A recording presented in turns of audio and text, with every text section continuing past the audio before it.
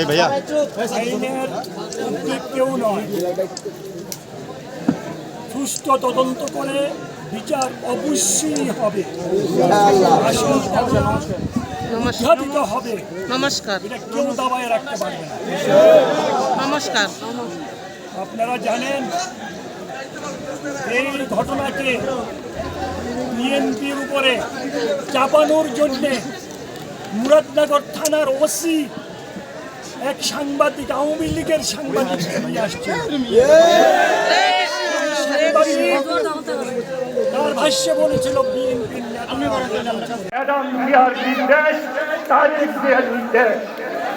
আপনাদেরকে সংখ্যালঘুদেরকে পাহারা দিয়ে রাখতে হবে।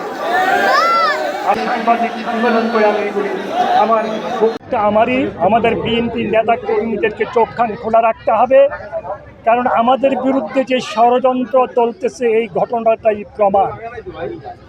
কিভাবে কোন ওয়েতে থানার ভারপ্রাপ্ত কর্মকর্তা আওয়ামী লীগের সাংবাদিককে নিয়ে এসে, আওয়ামী লীগের দলের লোকদেরকে নিয়ে এসে উনি প্রচার করতে চাচ্ছিলেন যে বিএনপির লোক এই ঘটনা ঘটাইছে। আল্লাহ পাক তো প্রমাণ করে দিয়েছে তারা ঘটাইছে। এটা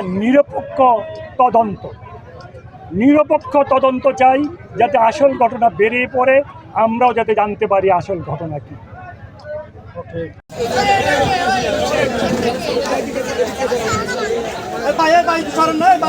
একটু